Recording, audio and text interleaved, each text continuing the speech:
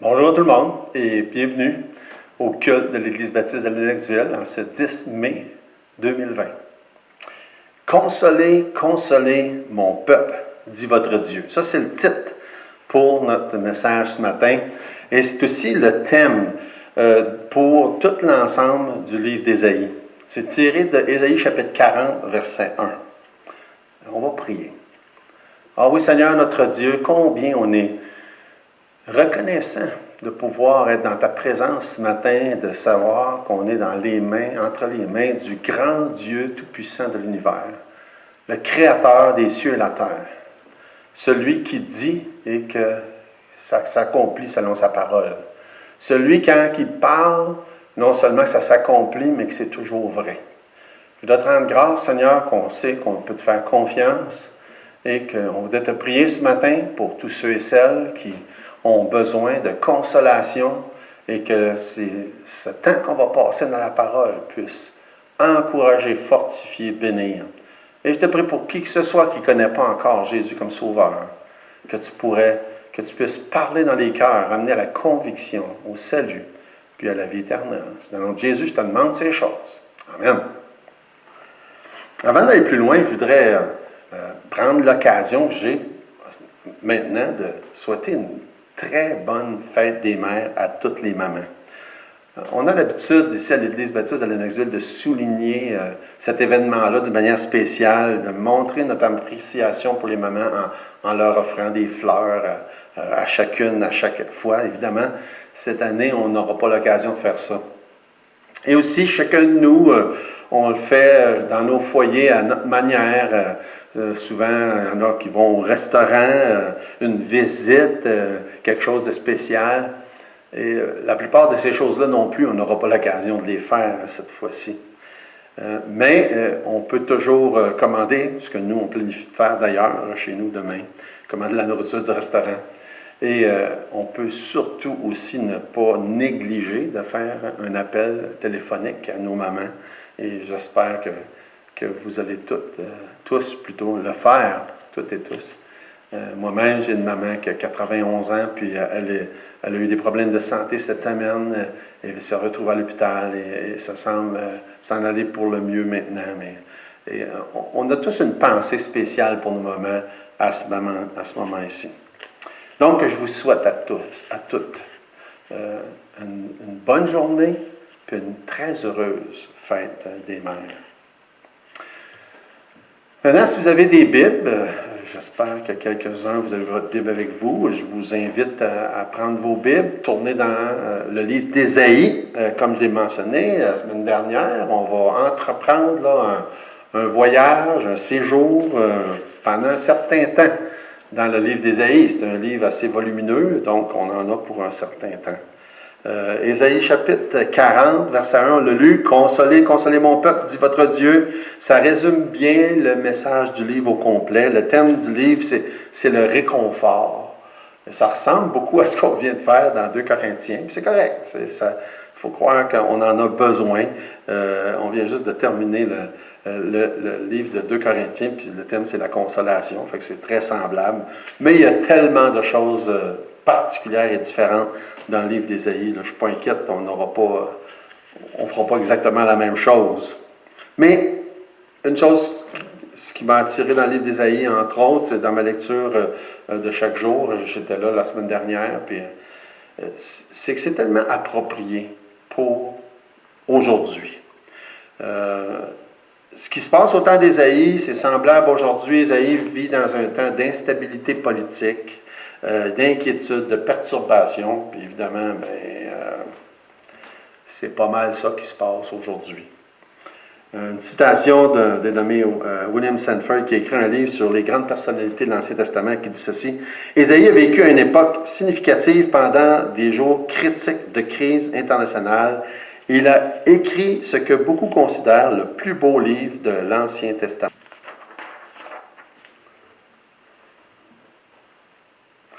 Pendant sa vie, des nations s'élèvent, d'autres disparaissent, son pays est au bord de la destruction. Dieu lui donne un beau message de paix et de consolation pour les siens, mais un message qui dépasse toutes les époques, qui est aussi un message de consolation et de paix pour notre époque à nous aujourd'hui. Je vais vous donner juste un exemple d'un beau verset qui démontre bien le message du livre d'Ésaïe.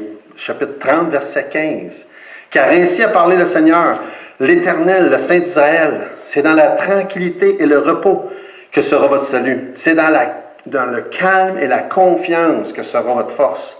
Mais vous ne l'avez pas voulu. »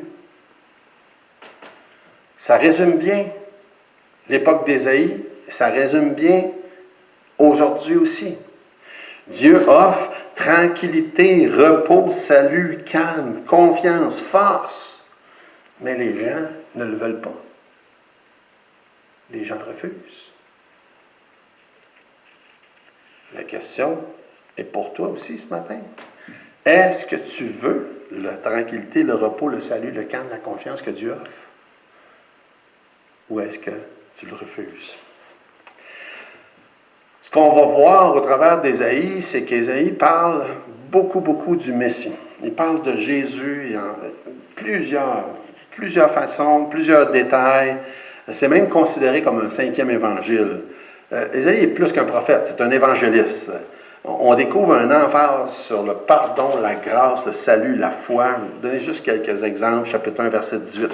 « Venez et plaidons, dit l'Éternel. Si vos péchés sont comme le cramoisi, ils deviendront blancs comme la neige. S'ils sont rouges comme la pourpre, ils deviendront comme la laine. » Chapitre 44, verset 22. « J'efface tes transgressions comme un nuage et tes péchés comme une nuée. Reviens à moi, car je t'ai racheté. » Verset 25. « C'est moi, qui efface tes transgressions pour l'amour de moi, et je ne me souviendrai plus de tes péchés. » Des beaux versets qui parlent du salut.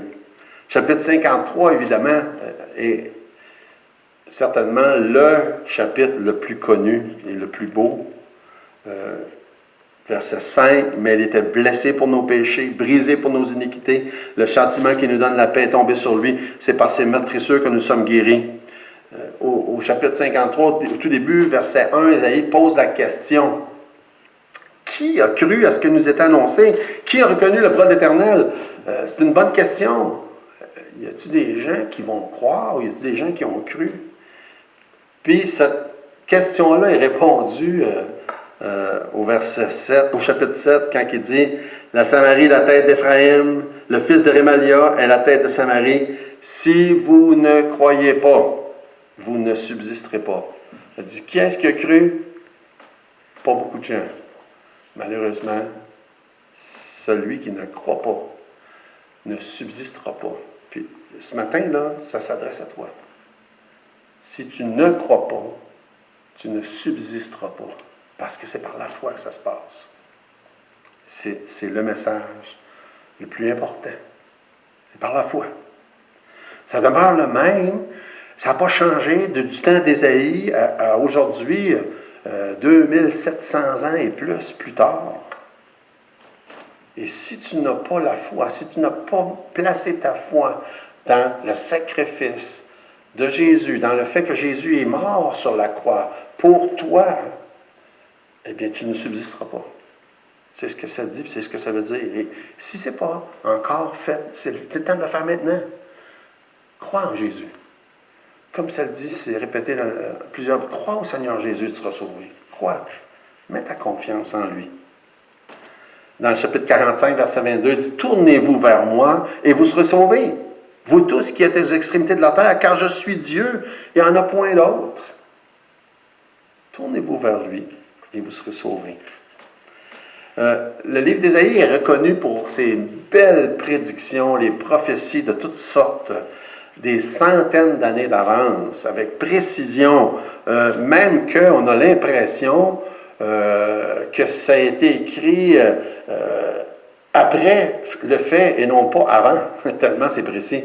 D'ailleurs, les gens qui sont des sceptiques, il y en a qui ont étudié la théologie puis ils ont inventé une idée qu'il y a eu plusieurs Ésaïes et plusieurs époques différentes, tellement les prédictions étaient si précises qu'ils ont dit ça ne peut pas avoir été écrit d'avance, ça, là. Ça donne une idée. Là. Il y a eu des détails précis, par exemple, sur la naissance de Jésus. chapitre 7, verset 14, c'est pourquoi le Seigneur lui-même vous donnera un signe. Voici, la Vierge deviendra enceinte, elle enfantera un fils, et lui donnera le nom d'Emmanuel. Ou chapitre 9, quand ça dit, un enfant nous est né, un fils nous est donné, et la domination reposera sur son épaule. On l'appellera admirable, conseiller, Dieu puissant, Père éternel, prince de la paix. Et on voit les détails de tout ça répétés dans le Nouveau Testament et mentionné que c'est accompli tel que Ésaïe l'avait prédit, toutes ces choses-là.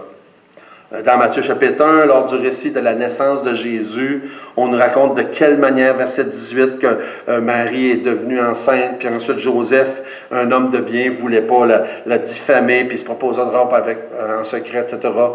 Une partie de l'histoire qui est répétée, racontée chaque année, chaque fois qu'on lit l'histoire de Noël, de la naissance de Jésus. Et lorsque Joseph pensait à faire ça, un ange lui est apparu, puis lui a dit, Joseph, non, fais-toi-en pas. Ce qui est en train de s'accomplir là, c'est ce qui était prédit. C'est ce qui était prédit. Ça dit dans le verset 22, « Tout cela arriva afin que s'accomplisse ce que le Seigneur avait annoncé par le prophète. » Il parle du prophète Ésaïe. « Voici, la Vierge deviendra enceinte, sera enceinte plutôt, elle enfantera un fils, on lui donnera le nom d'Emmanuel, ce qui signifie Dieu avec nous. » C'était prédit dans tous les détails.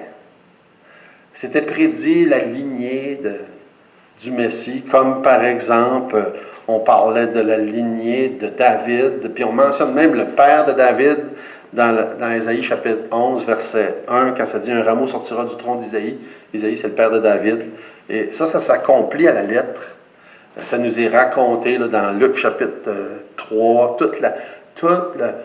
ce qui s'est passé avec comment est-ce que Joseph, fils d'un tel, puis on remonte à David, puis on remonte à Isaïe.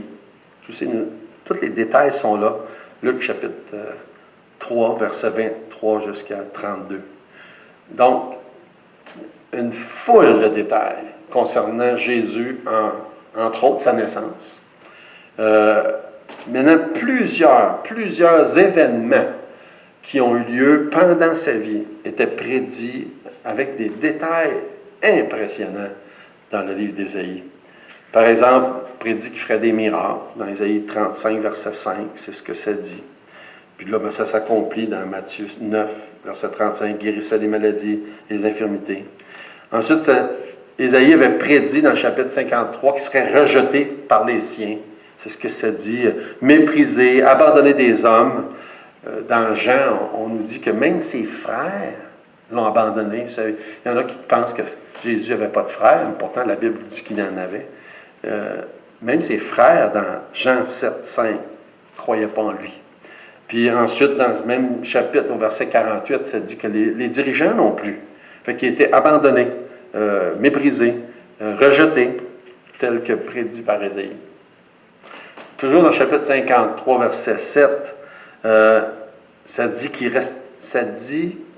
le Messie resterait muet devant ses accusateurs. Ça dit, il n'a point ouvert la bouche, maltraité, opprimé, il n'a rien dit. Et dans Matthieu 27, ça nous raconte exactement ça. Il ne répondit rien aux accusations des principaux sacrificateurs et des anciens. Ça parle qu'il était pour être blessé, meurtri, dans le chapitre 53, verset 5. Blessé, brisé. Dans Matthieu 27, verset 26, il est question qu'il était battu de verge. Il y a même des détails aussi précis que le fait que, dans Ésaïe 50, qu'on lui cracherait dessus. C'est quand même, quand on y pense, c'est spécifique. Ésaïe 56, j'ai livré mon dos à ceux qui me frappaient, aux ignominies ou aux crachats, à la fin du verset. Dans Matthieu 26, 67, ils lui crachèrent au visage, donnant des coups de poing, des soufflets. Tant de détails. Ça dit, dans le chapitre 53, toujours verset 12, qui intercéderait pour les coupables ou ceux qui le maltraitaient. Et c'est frappant, ou c'est pas un jeu de mots, là. C'est impressionnant de voir dans Luc 23 que Jésus, sur la croix, en train d'agoniser, dit, Père, pardonne-leur. Il intercède. Pardonne-leur, car ils ne savent ce qu'ils font. Il est question dans Ésaïe 53 que son tombeau serait avec le riche. Maintenant, dans Matthieu 27, on nous raconte qu'il y a un homme qui s'appelle Joseph d'Arimathée, un homme riche, qui est venu, puis qui s'est occupé du corps de Jésus, avec un autre, avec Nicodème, qui l'ont embaumé, qui l'ont déposé dans un tombeau qui lui appartenait, à Joseph. Et c'est impressionnant. Maintenant, si Jésus avait accompli un seul de ces détails-là, prédit d'avance, plus de 700 ans par Ésaïe, on serait impressionné. Le monde serait impressionné. Mais il a tout accompli. Tout accompli. Et il y en a beaucoup d'autres qu'on n'a pas vus, là. Il y en a. Il les a tout accompli. Puis personne d'autre a accompli aucun de ces détails-là. Ça fait que c'est... Il n'y a absolument aucun doute. Jésus est l'agneau de Dieu, le Messie, le Sauveur, prédit par Ésaïe plus de 700 ans d'avance. Le Sauveur du monde, le substitut pour mes péchés, pour tes péchés. Celui qui a tout fait ce qu'il avait à faire pour que tu puisses être sauvé. Il est mort parce que je devais mourir, parce que tu devais mourir. Jésus est mort sur la croix. Le seul qui pouvait le faire, et qui a accompli toutes les prophéties, et qui était qualifié pour être cette victime-là, une victime de substitut pour les péchés des autres. Il n'y a absolument aucun doute. Si on avait juste ça comme preuve, ça serait suffisant. Si on allait dans une cour, dans un tribunal, devant un juge, et qu'on avait les preuves qu'on a dans la parole de Dieu, et juste dans le livre d'Ésaïe, ce serait suffisant. Mais comme ça dit, qui donc a cru? Hein? Très peu de personnes. Puis, en disant chapitre, je pense que c'est chapitre 17, si tu ne crois pas, tu ne subsisteras pas. Maintenant, ces détails-là et plein d'autres détails ont été prédits et sont accomplis à la lettre, mais il y a plein de détails ou plein de prédictions qui ont été faites qui ne se sont pas encore accomplies. Non pas qui ne se sont pas accomplis, mais qui ne sont pas encore accomplis et qui restent à accomplir. Et c'est comme les prédictions déjà accomplies servent de preuve que ceux qui ne sont pas encore accomplis vont s'accomplir. Aussi sûrement, aussi clairement, vont s'accomplir à la lettre. Et on peut en être certain, sans aucun doute. Et il y a beaucoup de détails concernant le fait que Jésus va revenir, concernant son royaume. Ça nous parle, et j'en ai juste pris quelques-uns, là, parce qu'on va les voir en détail à mesure qu'on avance. Chapitre 32, versets 1 et 2. Alors le roi régnera selon la justice, les princes gouverneront avec droiture. Alors la droiture habitera dans le désert, la justice sera sa demeure dans le verger. Verset 17, dans le chapitre 32 encore. L'œuvre de la justice sera la paix, le fruit de la justice, le repos, la sécurité pour toujours. La Bible décrit ce temps-là, cette période de temps-là où Jésus va être sur la terre et régner pendant 1000 ans, comme étant un royaume de 1000 ans. Nous, on appelle ça le millénium. Et il y a tellement de détails qui sont faits pour ça dans la Bible. Et on attend ça, là.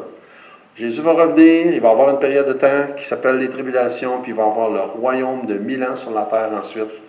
Et il y a tellement de détails. J'ai hâte qu'on les regarde ensemble concernant ce qui s'en vient. Pendant que Jésus était sur la terre, il a fait des promesses, il a fait plusieurs promesses, mais juste regardez à ce qu'il a fait comme promesse dans Jean 14, qui a rapport à ce qu'on est en train de regarder là. Deux promesses dans le chapitre 14, dans le début du chapitre 14, versets 1, 2 et 3. Jésus a dit que votre cœur ne se trouble point. Croyez en Dieu, croyez en moi. Il y a plusieurs demeures dans la maison de mon Père. Si cela n'était pas, je vous l'aurais dit. Je vais vous préparer une place. Ça, c'est la première promesse. Jésus dit, je vais vous préparer une place. Jésus dit, il promet qu'après sa résurrection, il retourne au ciel avec le Père, dans la maison du Père, dans cette grande demeure-là, puis qu'il prépare des places. C'est une promesse. Jésus est en train de faire ça là, au moment où on se parle. Et dans le verset suivant, il y a une autre promesse qui dit, bien, quand la place va être prête, je vais revenir te prendre pour que tu sois avec moi. C'est une autre belle promesse. Jésus a promis. Et au moment où on se parle, si tu es sauvé, si tu as mis ta foi en Jésus, Jésus t'a promis qu'il est en train de te préparer une place. Jésus a promis qu'il allait revenir te prendre. On ne sait pas quand. On ne sait pas. Il y a certaines personnes qui Jésus reprend avant d'autres, là, quand les gens meurent, qui sont sauvés. Puis il y a un bon groupe de personnes qui vont être pris ensemble quand il va revenir à l'enlèvement. Mais c'est des promesses. Et c'est certain. Et ce sont des promesses extraordinaires. J'aime tellement cette idée-là que Jésus est en train de me préparer une place. Moi, je suis un gars de rénovation, là, puis de construction. J'aime ça, voir les choses. Là, quand on bâtit, j'ai bâti avec mes gars des maisons, j'ai rénové, j'ai fait plusieurs choses dans la construction. Puis j'ai toujours aimé ça, là. Je suis visuel. Bon, ben, qu'est-ce que ça va avoir de l'air? Puis on dessine à terre les divisions de ce qu'on va faire. Puis il y a des gens qui ont de la misère à le visualiser. Moi, je le vois, là. Ça va avoir de l'air de ci. Puis j'ai hâte de le voir progresser et avancer. Et là, j'ai hâte de voir ça. Jésus est en train de préparer une place. Je ne sais pas qu'est-ce que ça va avoir de l'air exactement, mais je sais que ça va être extraordinaire. Et excusez, la promesse qu'il va venir nous chercher pour être avec lui, c'est vraiment extraordinaire. Et on sait, on peut s'y fier. Il est fiable. Le livre d'Ésaïe, c'est comme un peu une mini-Bible. Il y a 66 chapitres. Dans la Bible, il y a 66 livres. C'est divisé à peu près de la même manière. Les 39 premiers chapitres, ensuite les 27 autres. Et comme Ancien, Nouveau Testament, et c'est vraiment comparable. Et le verset qu'on a utilisé au tout début, c'est le premier verset de la deuxième grande section. C'est le début du chapitre 40, verset 1. Consolez, consolez mon peuple, dit votre Dieu. Et on a besoin de consolation et ça fait partie de ce que Dieu veut faire au travers du livre d'Ésaïe. Nous consoler, nous encourager, on en a besoin. Il n'y a pas personne, je pense, aujourd'hui qui n'a pas besoin de consolation. On est tous fatigués de cet isolement-là, de ce confinement-là. Ça fait près, 2 mois, là, à peu près, presque. On a besoin, j'en ai besoin, Dieu veut le faire. Dieu veut nous consoler. Dieu veut nous encourager. Dieu veut nous fortifier. Et dans le même chapitre, il y a un autre beau verset qui est connu aussi. Plusieurs versets sont connus dans Ésaïe. Chapitre 40, verset 31, ça dit « Mais ceux qui se confient à l'Éternel renouvellent leur force. Ils prennent leur vol comme les aigles, ils courent et ne se lassent point, ils marchent et ne se fatiguent point. » Ça aussi, ça fait partie des choses qu'on sait qu'on a besoin. On a besoin de renouveler nos forces. On a besoin d'être fortifiés.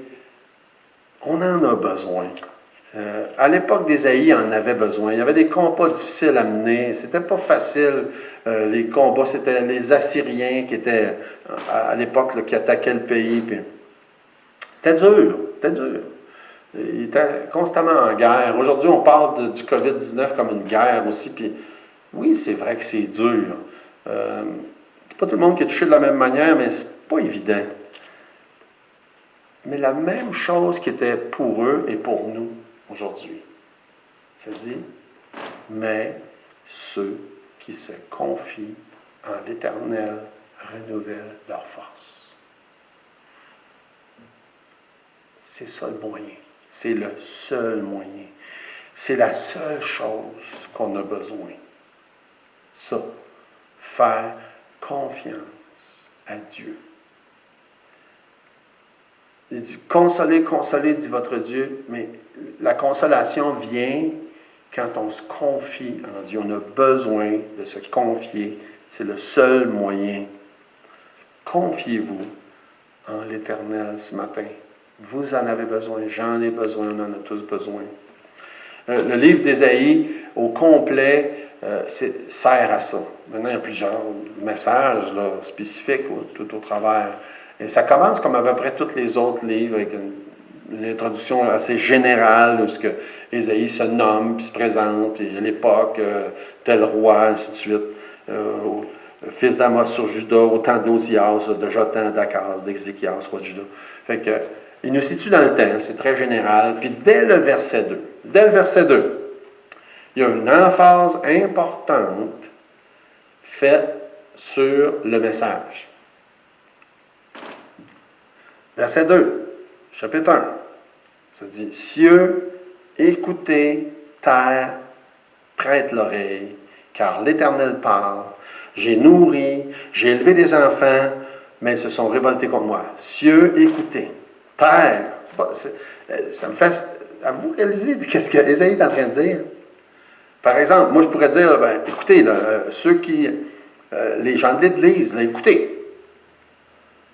Mais là, Ésaïe ne s'adresse pas juste aux gens du peuple de Dieu, là. Il s'adresse à la terre entière, aux cieux, les créatures célestes comme les anges. Il dit, écoutez! Écoutez. C'est comme si je disais, Lennoxville, les gens de l'Église de Lennoxville, écoutez. Mais pas juste vous autres. Sherbrooke, la province de Québec, le Canada au complet, écoutez. L'Amérique du Nord, écoutez. La terre entière, écoutez. Les cieux, écoutez. C'est ça qu'Ésaïe est en train de dire. Écoutez. Pourquoi c'est si important? Pourquoi il met cette emphase-là? Il dit dans le milieu du verset 2, « Car l'Éternel parle. » C'est pas parce que c'est moi qui parle que vous devez écouter et que c'est important. Ce n'est pas important ce que Mario Roy a à dire. Ce que Dieu a à dire, ça c'est important. Je pensais à une image de ça, quand on est des parents, puis qu'on parle à nos enfants. On a Jérémie à la maison avec les petits depuis le début là, de la crise, là, puis ça fait presque 2 mois. On voit ça souvent. Ça nous rappelle quand on avait des jeunes enfants, ou des fois, quand il faut les corriger, ou ben, là, c'est regarde-moi dans les yeux, là, je te parle. Les parents, vous vous souvenez d'avoir tous déjà fait ça? Regarde-moi, là, je te parle. On veut que nos enfants nous regardent pour signifier qu'ils écoutent, puis qu'on sache qu'ils écoutent. Parce que selon notre responsabilité en tant que parents, c'est important ce qu'on a à dire à nos enfants. Là, Isaïe dit, écoutez, c'est Dieu qui parle. C'est bien plus important, c'est Dieu qui parle. Fait que ça serait sage ce matin que tu écoutes. Ça serait sage ce matin que j'écoute, qu'on écoute. Je lisais une petite citation de Winston Churchill. Ça me fait sourire ce matin. En même temps, ça me fait penser, hier, c'était le 75e anniversaire de la reddition de l'Allemagne pendant à la fin de la Deuxième Guerre mondiale. Puis ils ont fait jouer sur la radio, quand j'étais dans l'auto, une partie du discours de Winston Churchill. Puis ça me faisait drôle. Je venais juste de lire cette citation-là de Winston Churchill. Puis là, ça me permet là d'avoir une idée de sa voix quand je lis cette citation-là. Quelqu'un demandait à Winston Churchill quelles sont les qualifications nécessaires pour avoir du succès en politique. Et il a répondu ceci. J'ai trouvé ça pas mal drôle. Ça s'applique bien à ce qu'on voit ce qui se passe aujourd'hui. Le succès en politique, c'est l'habilité de prédire ce qui va se passer demain, la semaine prochaine, le mois prochain ou l'année prochaine. Mais c'est aussi l'habilité d'expliquer aux gens pourquoi ça ne s'est pas passé comme prévu. J'ai trouvé ça drôle. J'ai trouvé ça bien drôle. C'est tellement approprié ces jours-ci parce que les gens essaient de prédire ce qui va se passer avec la pandémie, avec le COVID-19. On entend les chiffres à tous les jours. On a vu les courbes. Vous avez vu les courbes, sûrement. Le premier ministre en a montré à plusieurs reprises. Moi, je vais sur Internet voir des nouvelles puis j'en lis. On parle du pic, on parle de chiffres, on parle de prévisions. Puis là, avec le déconfinement, c'est encore plus important, toutes ces choses-là, parce qu'on se dit, bon, s'il se passe ci, ou peut-être qu'il va se passer ça, et ça ne marche pas toujours comme prévu. Ça ne marche pas toujours comme prévu.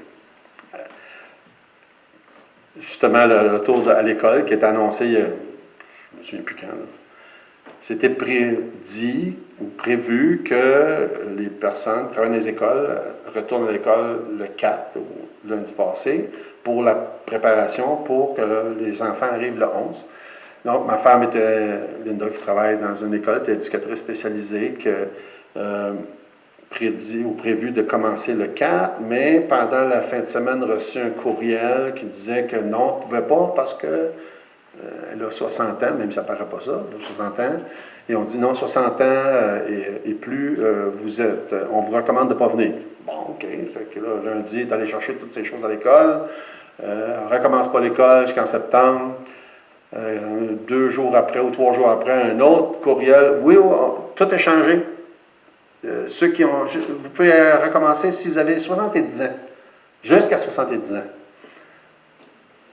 Et ça me faisait sourire en pensant à ce que Churchill avait dit.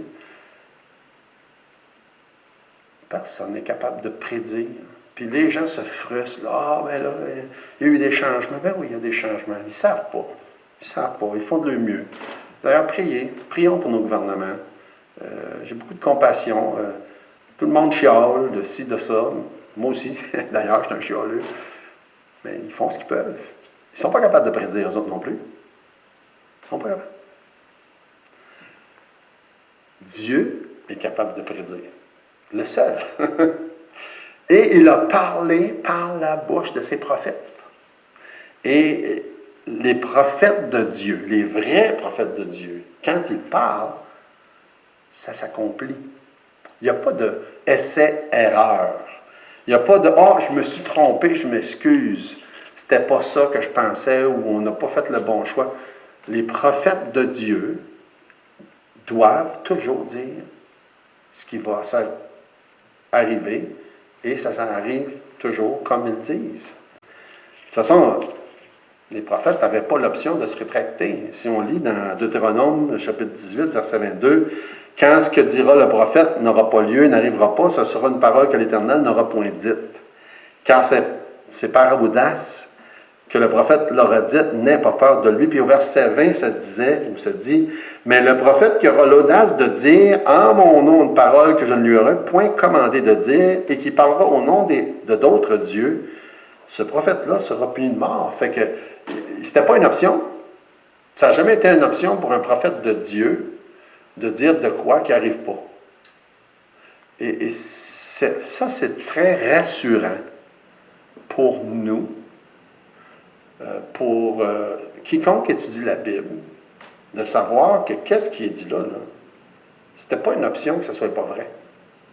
Fait qu'on peut s'y fier.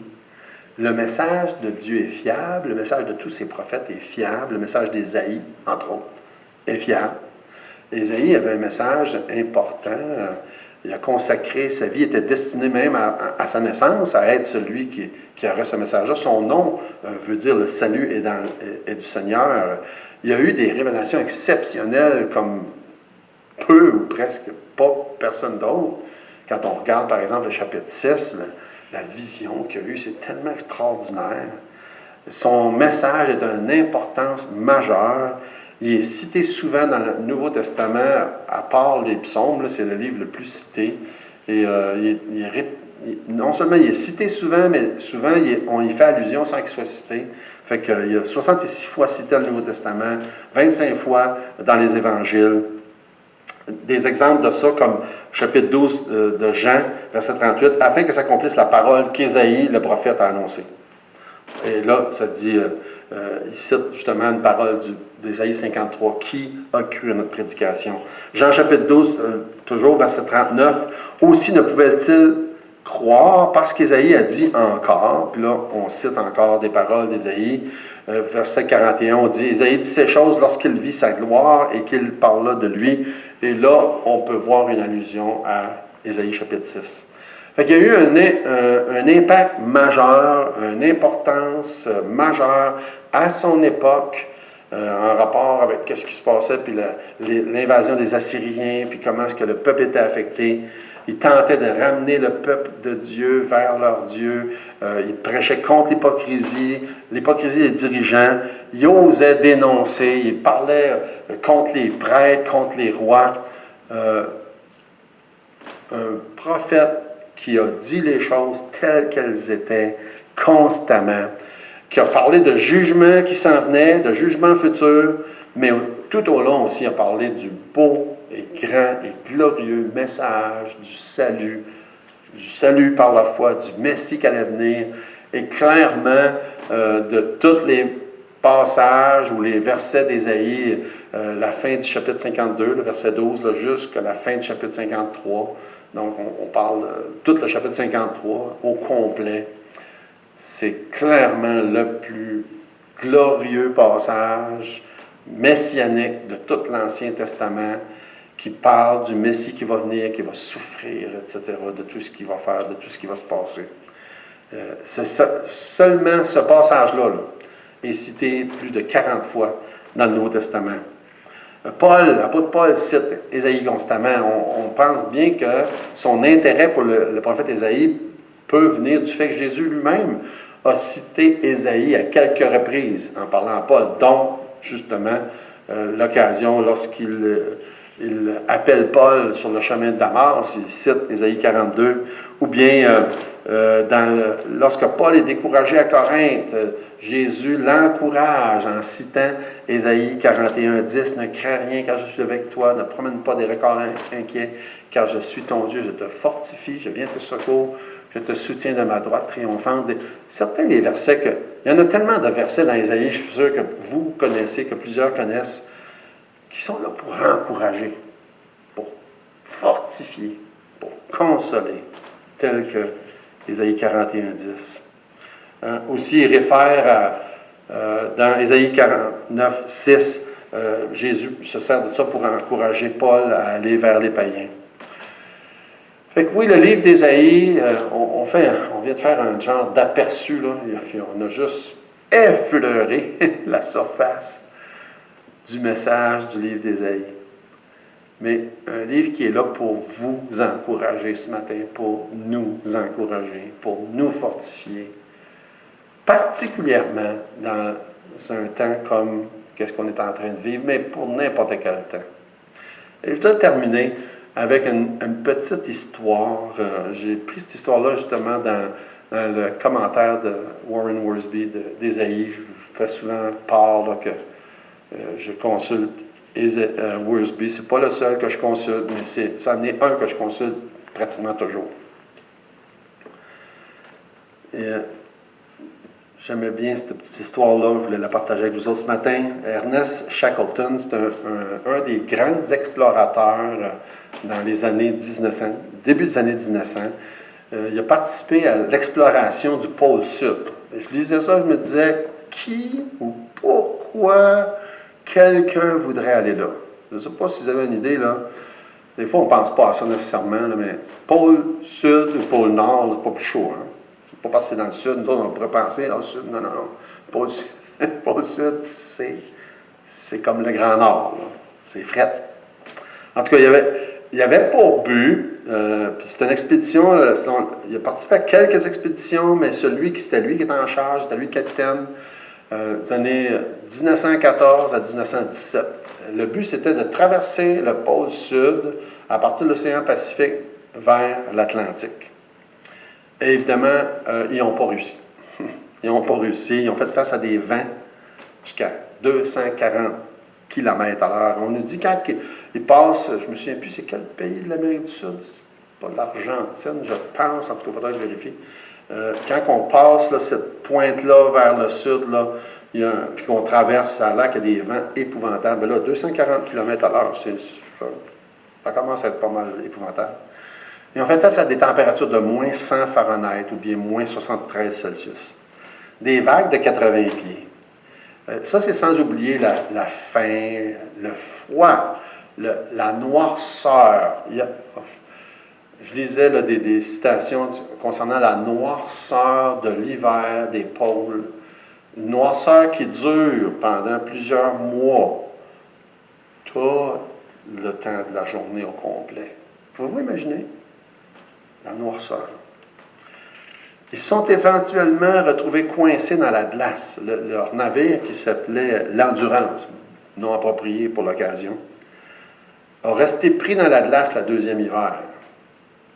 Et puis, leur espoir, c'était qu'au printemps, ils puissent être dégagés. Et à la place, qu'est-ce qui s'est passé quand les glaces ont commencé à fondre? Il y a eu des grands vents et des immenses blocs de glace ont frappé le bateau qui est en bois et ils l'ont complètement détruit. Ça fait que à ce moment-là, ils ont mis tout ce qu'ils pouvaient mettre avec une vingtaine de matelots dans les 3 canots de sauvetage qu'ils avaient. Puis ils ont commencé à ramer vers une île qui s'appelle l'île Éléphant, qui se trouvait à environ 160 km de l'endroit où ils étaient à ce moment-là.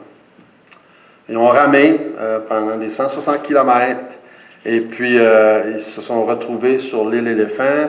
D'ailleurs, l'île Éléphant, c'est pas parce qu'il y a des éléphants dans ce coin-là, vous pouvez imaginer, il y a pratiquement de glace tout le temps de l'année, ou presque.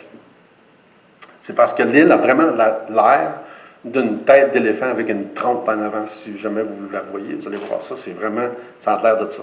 Ça s'appelle l'île Éléphant. Et puis, ça faisait 1 an et demi qu'ils n'avaient pas mis les pieds sur terre quand ils sont arrivés à l'île Éléphant. Mais leur cauchemar était loin d'être terminé parce qu'eux, ils savaient que l'île Éléphant ne se retrouve pas sur aucune des routes navales. Il n'y avait pas personne qui savait où ce qui était, puis il n'y avait probablement pas personne qui allait passer par là pour venir les chercher.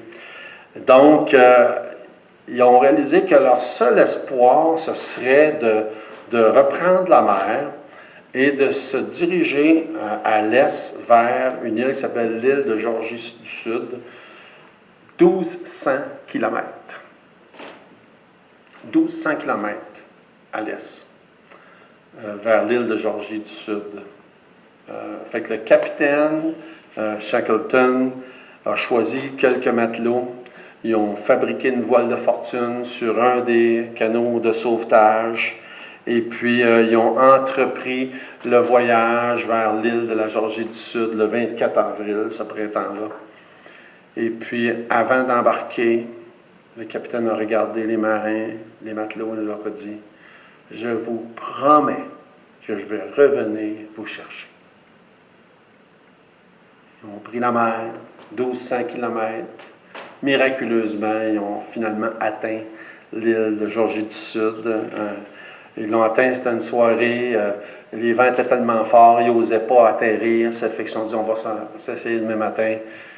Pendant la nuit, il y a eu un ouragan qui les a balayés. Ils sont fait brasser. Ils ont réussi le lendemain matin à atterrir. Encore là, ils pensaient y passer là, avec l'ouragan. Mais ils se sont retrouvés, à cause de ça, de l'autre côté de l'île. Et ils n'osaient plus reprendre la mer là, avec leur petit canot parce que c'était trop dangereux. Ça fait qu'ils ont décidé de traverser l'île à pied. Apparemment, un exploit qui n'avait jamais été accompli par personne auparavant. Fait que je ne sais pas qu'est-ce que ça a de l'air, mais je peux juste imaginer. Ça les a pris 36 heures. Ils ont finalement atteint le port baleinier qui se retrouve sur cette île-là. Je l'ai écrit le nom un petit peu plus loin, en tout cas. Le port baleinier de Stromness. Et immédiatement, le capitaine Shackleton s'est mis à rechercher des matelots pour se reconstruire un équipage, pour trouver un navire, puis repartir chercher les matelots qu'il avait laissés sur l'île Éléphant, 1200 km à l'ouest. Et ils sont à réessayer quelques reprises, la température ne les permettait pas de partir. Finalement, ils ont réussi à y aller. Et finalement, il a réussi à sauver tous les matelots qu'il avait laissés à l'île Éléphant. il les a tous ramenés en sécurité. Quelle histoire! Quelle histoire de courage, quelle histoire de dévouement, quelle histoire d'amour de ce capitaine-là, de risquer sa vie pour sauver la vie de ces matelots-là à qui il avait fait la promesse qu'il reviendrait les chercher. Et je me dis, quelle belle image pour le message de Jésus et particulièrement pour ce qui nous concerne, le message du livre d'Ésaïe, qui nous présente un sauveur, Jésus, le Seigneur qui est prêt à tout faire, comme il est présenté dans le chapitre 53, prêt à donner sa vie. Maintenant, le capitaine Shackleton, il a risqué sa vie. Jésus n'a pas juste risqué sa vie. Jésus a donné sa vie. Jésus est mort. Et il est ressuscité. Et c'est ce qui fait du message de l'Évangile un message si glorieux, si extraordinaire. Il a passé au travers de la mort. C'est ce qui nous donne l'assurance que nous aussi, on peut puis on va. Jésus a donné sa vie. Et quand il est reparti pour retourner, préparer une place à chacun des siens, il a promis qu'il allait revenir nous chercher.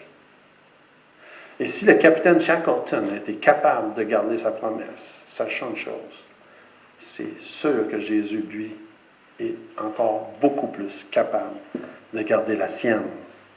Fait que Jésus a promis qu'il allait revenir nous chercher. Et tout ce que Ésaïe a prédit concernant sa première venue s'est accompli à la lettre. Toutes les promesses concernant son retour pour venir chercher les siens vont s'accomplir à la lettre. Ça fait que je vous laisse avec ces pensées-là. Consolez bien. Consolez-vous. Consolez-vous. Mon peuple, le peuple de Dieu. Jésus a promis qu'elle allait revenir. Jésus va revenir bientôt pour chercher les siens. Et la question, c'est toi, si tu n'as pas encore mis ta foi en Jésus, tu ne seras pas prêt pour son retour. Jésus revient bientôt. Es-tu prêt? Si tu n'es pas prêt, demande pardon à Jésus pour tes péchés. Crois en lui. Mets ta foi en lui. Reçois son salut par la foi. Il a promis qu'il reviendrait, puis il va revenir bientôt. Que Dieu vous bénisse. Que Dieu vous garde. À la semaine prochaine.